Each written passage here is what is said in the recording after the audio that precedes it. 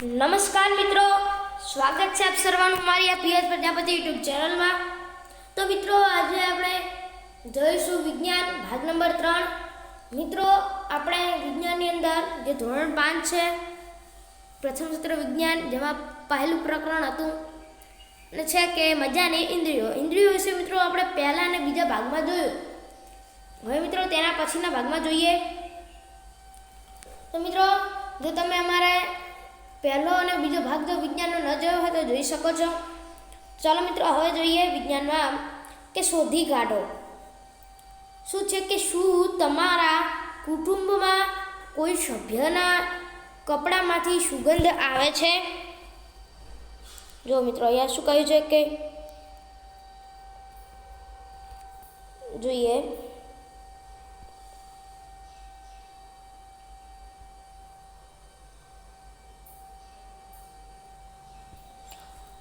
મિત્રો, જો કે શું કીધું છે કે શું તમારા કુટુંબના કોઈ સભ્યના કપડામાંથી સુગંધ આવે છે? ત્યારબાદ શું છે કે તમે તમારી રીતે મિત્રો જવાબ લખી શકો છો કે તમે મેળો, બસ, ટ્રેન વગેરે જેવી ભીડભાડવાળી જગ્યાએ કોઈ દુર્ગંધ અનુભવી છે? તમે જો કોઈ દુર્ગંધ આવી જગ્યાઓ, સ્થળો ઉપર અનુભવી હોય તો તે તમે લખી શકો છો। તો મિત્રો, ત્યારબાદ જોઈએ શું છે કે આવું કેમ? શું છે કે આવું કેમ? તો જોઈએ કે આજે નીરુભાઈને કોઈ મહત્વના કામથી બહાર જવાનું પડ્યું। એટલે આજે જે નીરુભાઈને કોઈ મહત્વના કામથી બહાર જવું પડ્યું। તેમને 6 મહિનાના દીકરાને રુચિતને તેની બહેન છાયા પાસે મૂકવો પડ્યો, બરાબર?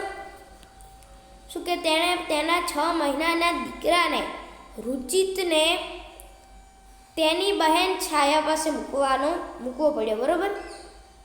તો કે તેણે 6 મહિનાના દીકરાને રુચિતને તેની બહેન છાયા પાસે મૂકવો પડ્યો, બરાબર? છાયાને પણ આટલી ઉંમરનું બાળક છે, જે તેની બહેન છાયા છે, છાયાને પણ આટલી જ ઉંમરનું બાળક છે। રમૂજ લાગશે કે બંને બાળકોને એક સાથે મળાવે છે। શું છે મિત્રો કે આપણને રમૂજ લાગશે કે બંને બાળકોને એક જ સાથે મળાવે છે। તેને ખુશીથી તેની દીકરીને સાફ કરી લીધી, પરંતુ જ્યારે તે તેની બહેનના દીકરા રુચિતને સાફ કરતી હતી ત્યારે તેને પોતાનું મોં દુપટ્ટાથી ઢાંકી દીધું, બરાબર?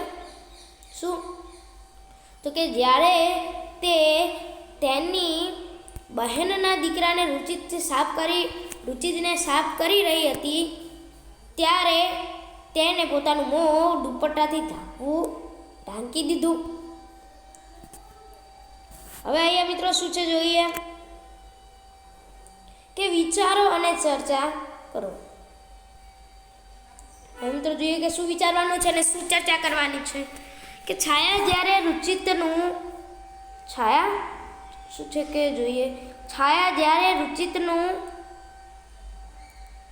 બાળોતિયું સાફ કરતી હતી ત્યારે તેણે મોં ઢાંકી દીધું, પણ પોતાની દીકરીનું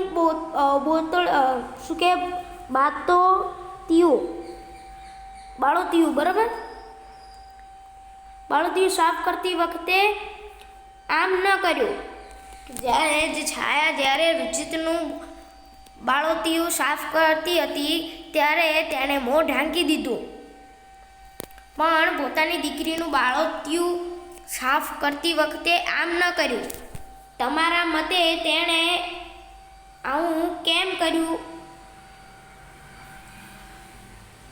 તેના મતે કેમ કર્યું? તો મિત્રો, આપ સૌ તમારા જવાબ રીતે લખી શકો છો।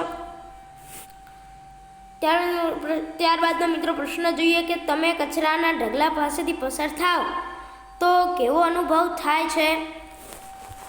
તો મિત્રો હું મારો અનુભવ કહું કે જ્યારે હું કચરાના ઢગલા પાસેથી આપણે કોઈ કચરાના ઢગલા પાસે પસાર થઈ રહ્યા હોય તો જે દુર્ગંધ વાસ હોય તેની આપણને જે ગંધ આવતી હોય છે, બરાબર, કોઈ ગટર હોય તેના પાસેથી પણ આપણે નીકળીએ તો કોઈ દુર્ગંધ આવતી હોય છે, બરાબર.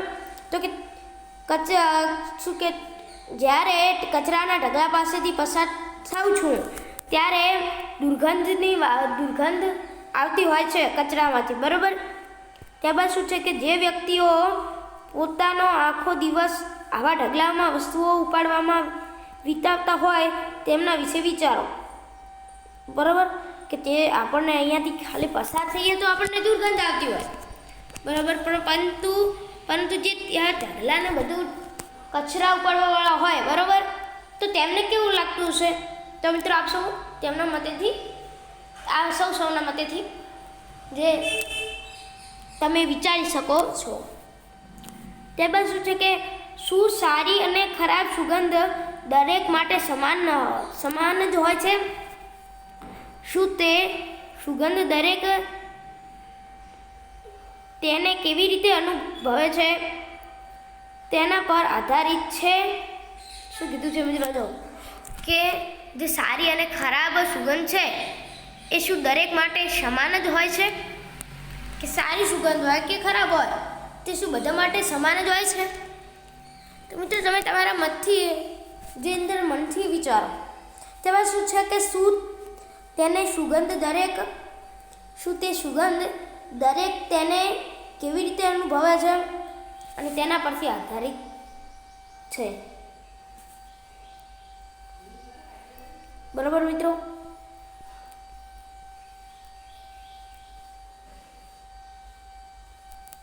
ત્યારબાદ મિત્રો ચાલો જોઈએ કે એવા પક્ષીનું નામ લખો કે જેને માણસની જેમ આગળ તરફ આંખો હોય છે. એવા પક્ષીનું નામ લખો કે જેને માણસની જેમ આગળની તરફ આંખો હોય છે. તો મિત્રો આનું તમારે નામ લખવાનું છે. તો મિત્રો એમાં આપણે જવાબ લખી શકીએ તે ઘુવડ. શું લખાય મિત્રો? ઘુવડ. શું લખશું આપણે?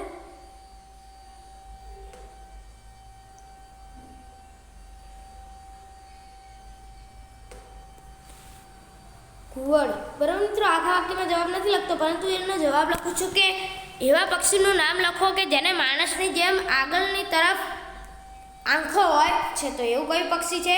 ઘુવડ, બરાબર. તો કે ઘુવડ એક પક્ષી એવું છે કે જેને માણસની જેમ આગળની તરફ આંખો હોય છે. ત્યારબાદ મિત્રો પ્રશ્ન શું છે કે એવા પક્ષીઓના નામ લખો કે જેને માથાની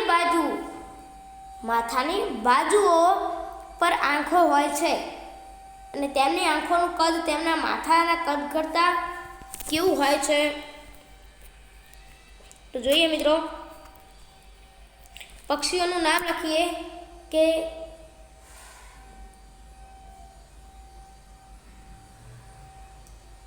કબૂતર, ચકલી,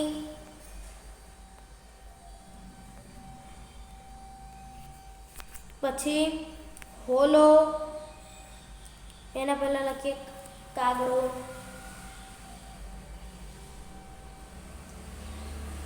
પછી સમડી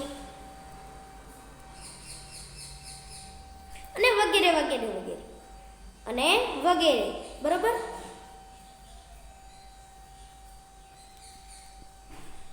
વગેરે પ્રાણી, વગેરે પક્ષીઓ, બરાબર મિત્રો. અને જો તેમની માથાના કદ કરતાં કેવું હોય છે? નાનું. કેવું હોય છે? તેના માથાના કદ કરતાં કેવું હોય છે? નાનું હોય છે એકદમ, બરાબર. તો મિત્રો ત્યારબાદ જોઈએ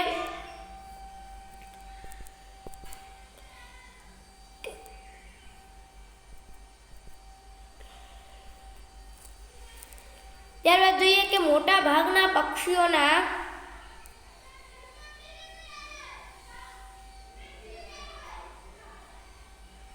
જોઈએ મિત્રો કે શું કીધું છે ત્યારબાદનું છે કે મોટા ભાગના પક્ષીઓને માથાની બાજુઓ પર આંખો હોય છે, બરાબર. તેમની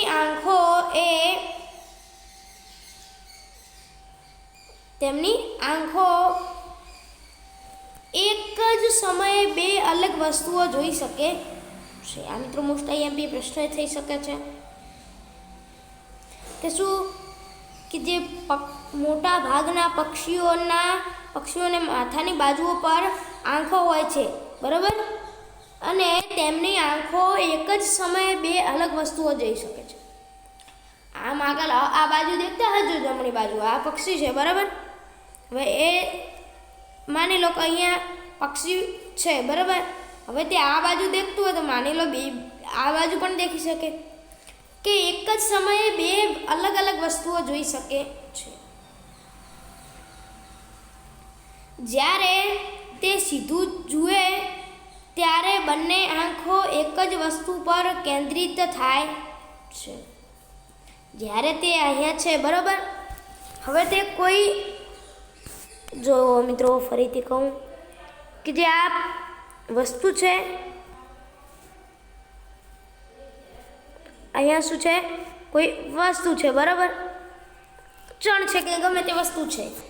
હવે આ બાજુ એ પક્ષી છે, તો જ્યારે તે એક જ બાજુ દેખે છે, સામેની બાજુ સીધું જુએ છે, ત્યારે શું થાય તો કે તેનું ધ્યાન છે બંને આંખો વસ્તુ પર કેન્દ્રિત થાય છે, બરાબર મિત્રો. તો શું થાય કે સીધી બાજુ જુએ તો બંને આંખો એક જ વસ્તુ પર કેન્દ્રિત થાય છે, તો બરાબર એક જ જે ફોકસ કેન્દ્રિત થાય છે, બરાબર. ત્યારબાદ શું છે મિત્રો જોઈએ કે તમે જોયું હશે કે પક્ષીઓ ઘણી વખત તેમની ગરદન હલાવે છે. શું તમે જાણો છો કે પક્ષીઓ આવું કેમ કરે છે? ઘણા પક્ષીઓની આંખો સ્થિર હોય છે અને હલનચલન કરી શકતા હોતા નથી, એટલે એમની આંખોથી હલનચલન કરતી નથી. તેથી પક્ષીઓની આજુબાજુ જોવા માટે માથું હલાવવું પડે છે. શું થાય મિત્રો, અમુક પક્ષીઓને એવા હોય કે જે ઈંડી હોય, જે આંખ હોય એ સ્થિર જ હોય, આમ આંખ છે આ, બરાબર, તો આંખ હલે નહીં, આમ હલનચલન ના કરે. જેવી રીતે આપણે મિત્રો આંખો હોય, આંખો છે, બરાબર, તો આપણે આંખોમાં શું થાય, જે અહીંયા કીકી હોય એ આ રીતનું હલનચલન બંને બાજુ એક જ સરખું. જો એક આપણે આ બાજુ કરીએ તો આ બાજુ દેખે, બરાબર, પરંતુ અમુક પક્ષીઓ કે સ્થિર હોય એમની આંખ, જે હલે નહીં, એના માટે એ શું કરે, હલનચલન ન થાય માટે પોતાની ડોક ગરદનથી જે આમ હમતા ગરદન હલાવે એટલે દેખાય, બરાબર. ત્યારબાદ જોઈએ કે એક અથવા બે આંખોથી જોવું, બરાબર. તો જોઈએ તમારી જમણી આંખ બંધ કરો. તમારી જે જમણી આંખ છે બંધ કરવાની છે એટલે તમારા હાથથી ઢાંકી દો, તેને તમારા હાથથી ઢાંકી દેવાની છે અને તમારા મિત્રને તમારી જમણી બાજુ થોડા અંતરે જે ઊભા રહેવાનું કહો. માટે તમે જો તમે અહીંયા ઊભા છો, તમારી જમણી આંખ આ બાજુની બંધ છે, આ ડાબી બાજુ આ બાજુ ઊભા રહીએ તો, બરાબર. તમારા મિત્રને અહીંયા ઊભું રહેવાનું કહો. મિત્રો અહીંયા તમારો મિત્ર જો ઊભો રહ્યો, હવે શું કીધું છે કે અને તેને કોઈ ક્રિયા કરવા કહો. જે કઈ ક્રિયા, કેવી અમુક ક્રિયા કહે તો કે હાથ હલાવવા, માથું હલાવવું વગેરે વગેરે, પગ હલાવવા, ગમે તે. તો મિત્રો એ ક્રિયા કરશે. અહીંયા તમારે દેખવાનું, આ દેખાય છે ચોક્કસપણે હું કહું છું નહીં દેખી શકો, જ્યાં સુધી ગરદન નહીં હલાવો ત્યાં સુધી નહીં દેખી શકો, બરાબર મિત્રો. ત્યારબાદ શું છે કે તમે તમારા મિત્રની ક્રિયા ગરદન હલાવ્યા વગર જોઈ શકો છો. તો શું થશે? ના, ન જોઈ શકીએ મિત્રો. ધારો કે અહીંયા મારી આંખ બંધ છે આ ડાબી બાજુ છે, હું આ બાજુ બેઠો છું માટે, અને હું અહીંયા છું. તો આ બાજુ પણ એક બીજો મારો મિત્ર છે. તો આ જ આંખ બંધ હોય તો ડાબી બાજુથી આપણે દેખી શકીએ નહીં. પણ હા, જો જમણી આંખ બંધ હોય, ડાબી આંખ ખુલ્લી હોય, જમણી આંખ બંધ હોય, તો મિત્રો આપણે ડાબી બાજુ કોઈ વસ્તુ હોય તો તે દેખી શકીએ. જમણી આંખ બંધ હોય અને ડાબી આંખ ખુલ્લી હોય તો ડાબી બાજુનું આપણે દેખી શકીએ છીએ. જે બાજુની આંખ હોય તે બાજુનું મિત્રો આપણે દેખી શકીએ છીએ. દેખાય, પરંતુ ઘણો દૂર સુધી દેખાતું હોતું નથી. ના, બરાબર મિત્રો, આમાં જવાબ શું આવશે? ના. તમે દેખી શકતા હો તો અલગ વાત છે, પરંતુ કોઈ દેખી શકતું હોતું નથી. બરાબર. ત્યારબાદ શું કહ્યું છે મિત્રો, જોઈએ કે હવે તમારા મિત્રને ક્રિયા બંને આંખોથી ગરદન હલાવ્યા વગર જોવા પ્રયત્ન કરો.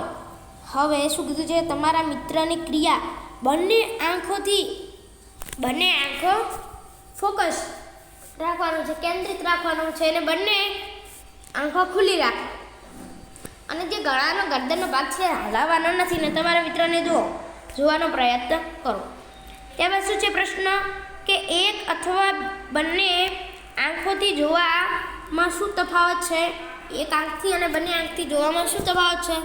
તો મિત્રો એ તફાવત હોય કે જો જમણી આંખ દેખી ન શકતા હોય તો જે જમણી બાજુનું આપણને ઓછું દેખાય, ડાબી બાજુનું હોય તો ડાબી બાજુ દેખાય. બરોબર મિત્રો? તો આ હતું મિત્રો આપણે મજાની ઇન્દ્રિયોનો ભાગ નંબર 3. તો મિત્રો હવે આપણે અનેક પ્રશ્નો જોયા. જો મિત્રો તમે અમારી આ પ્રિય પ્રજાપતિ યુટ્યુબ ચેનલને સબસ્ક્રાઈબ ન કરી હોય તો કરી દેજો.